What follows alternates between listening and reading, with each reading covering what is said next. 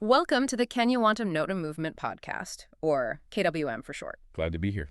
Today we're doing a deep dive into some really critical discussions happening in Kenya right now.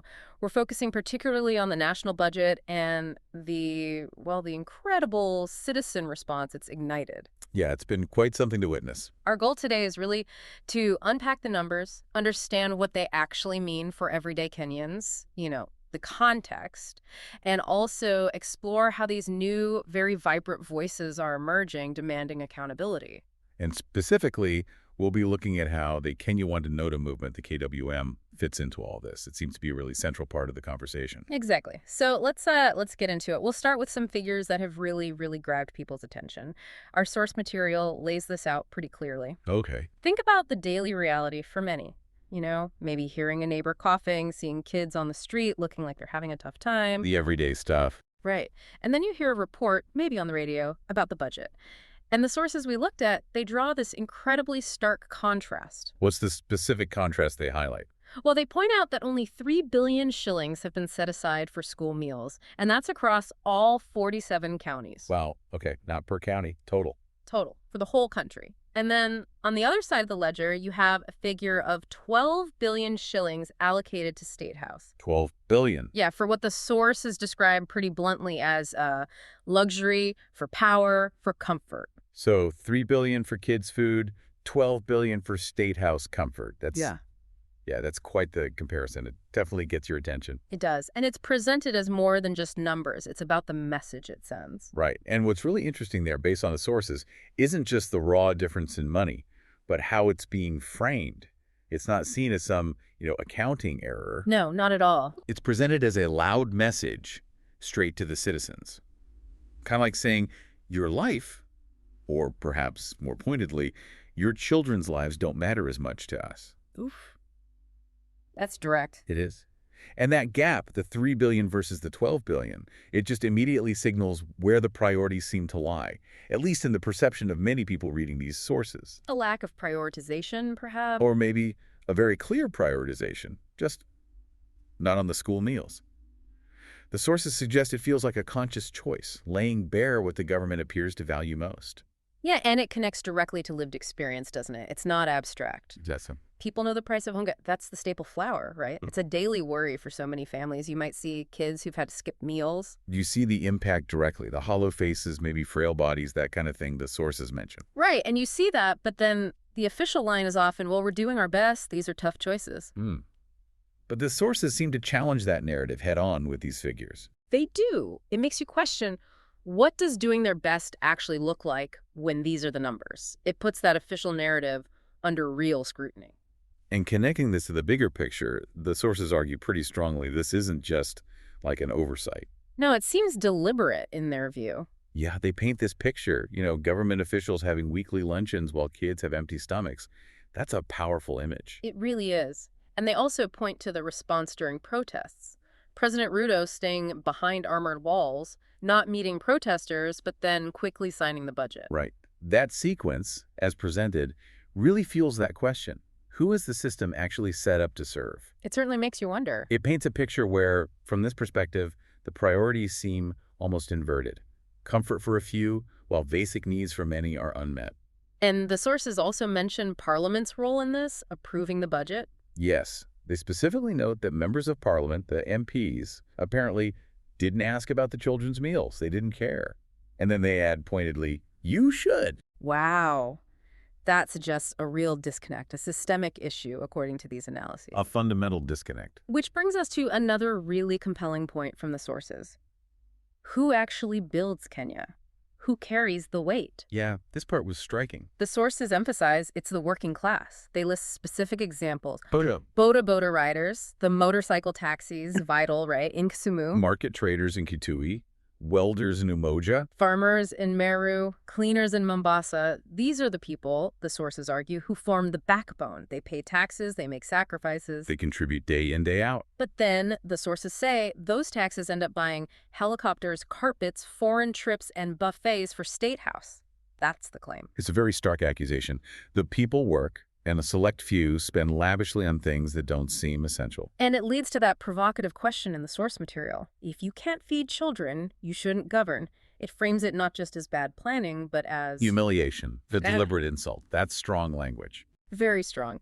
And it sets the stage for the reaction we've seen, this emergence of a new force. The Gen Z protests. Exactly. The sources call it Gen Z protests in Kenya, unstoppable and unscripted.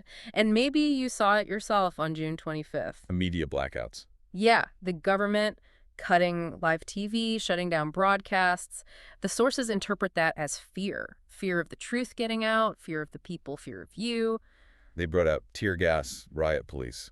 But the source makes a powerful point. Even without cameras, you don't forget. Once you've seen something like that budget disparity or the response, It sticks with you. It's not easily erased. no, it represents a lasting realization for many, it seems. And this highlights a really crucial dynamic the sources describe. They say the system is working, just not for you. Right. Not broken, but functioning for specific interests. Precisely. It's quite a critical take. They draw these parallels. You pay taxes, they build fences, you ask for food, they throw influencers at you, as the source puts it. That's cynical. It is. You organize, they send the GSU, the paramilitary police. You march peacefully, and tragically, they shoot. It paints a picture of very deliberate, almost opposing priorities. Yeah. Children need porridge. State House needs chandeliers. Pregnant girls wait in struggling clinics, while there are prayer breakfasts. You struggle with health insurance payments, they hire PR firms. So according to this view, it's not a bug, it's a feature. This is the system. That's exactly the argument. It's designed this way, implying a sort of calculated inequality. And this is where the youth, especially Gen Z, come in with that one simple, devastating question. Where's the money? Exactly. It cuts through everything, doesn't it? All the noise, all the politics. It really does. It's so direct, and it's spread like wildfire, faster than any official narrative or propaganda could counter it. And what's really key here, as the sources point out, is who they were asking. It wasn't the usual political figures, Raila, Kalonzo, Gachagua. No, it bypassed them entirely. It was a direct demand, unfiltered from the people, from you. You didn't wait for the established leaders. You organized. You led. That shift in agency is huge. From waiting for instructions to taking the initiative. Absolutely. And the sources suggest this has made the government more fearful of the youth than they are of elections or international pressure. Because the youth saw through it. That's the implication. They saw the system, allegedly, for what it is. They didn't ask about promises or slogans. They asked the one question Where's the money? that the source claims they cannot answer. And that inability to answer that fundamental question, that's a massive shift in power. A real turning point in the public discourse. Which leads us directly to the message of the KWM, the Kenya Wantam Notam movement. It's very clear in the source material. What's the core message? That this generation isn't begging for favors. That's a direct quote. Instead, they're demanding what's already yours. Focusing on the basics. Yes. Essentials. Food for children, medicine in hospitals, fair job opportunities, affordable electricity, the things taxes should cover. And they faced pushback for this. Being called rebels, unpatriotic. Or sponsored, yeah, just for asking where their money went. The sources suggest the old guard kind of assumed people wouldn't think for themselves without controlled media or official narrative. But they miscalculated. Badly, according to these sources. They state emphatically they were wrong. This isn't seen as temporary anger. It's framed as a permanent movement. A lasting change in how citizens engage with power. Exactly. And that ties into what the sources call the core message. The game is over.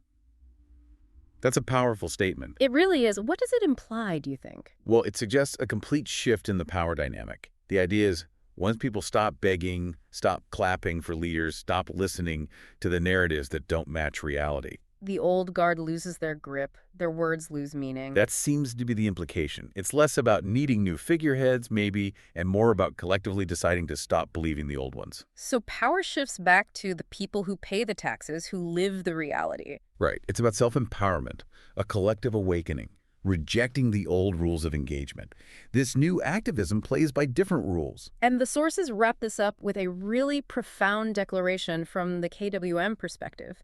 It's not just protest, it's almost a statement of identity. What's the declaration? You're done being a slave. Yep. It's framed as a promise to feed the truth while the leaders described eat their 12 billion, Wow. a commitment to walk through your streets with dignity while they drive Well, convoys, and a pledge to build your voice while they build their gates. that speaks volumes about reclaiming agency, dignity, and building power from the ground up against what they see as systemic injustice. It really does. It's a vision of fundamental change. A powerful vision indeed. So as we've kind of walked through these insights, the budget issues, the demands for accountability, if you listening are feeling inspired by this, feeling you want to be part of that change, we do have an important call to action. Absolutely. We strongly encourage you to visit www.wantemnotam.com. That's wantem, not am.am.com. Right.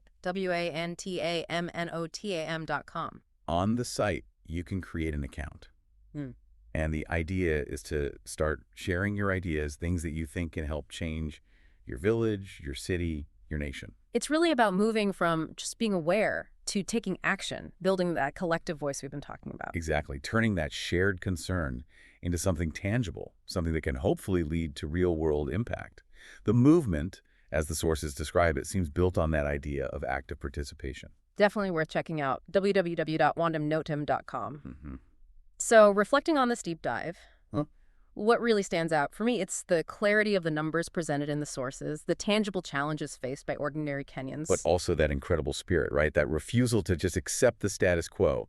The demand for real change is palpable. It really is. It's a powerful reminder, isn't it? That real power isn't only at the ballot box every few years. It's also very much in the budget. And in that collective voice, the voice demanding transparency, fairness, and just basic humanity from those in charge. Absolutely. So we encourage you to keep exploring this on your own. Think about these points, discuss them. And remember, if you want to get involved, be part of the solution, as KWM sees it. That website again is www.wantemnotam.com. Create your account, share your ideas, help shape the change in your village, your city, your nation. It's an invitation to participate. It is. Thank you for listening to the Kenya Wantem Notam Movement KWM podcast.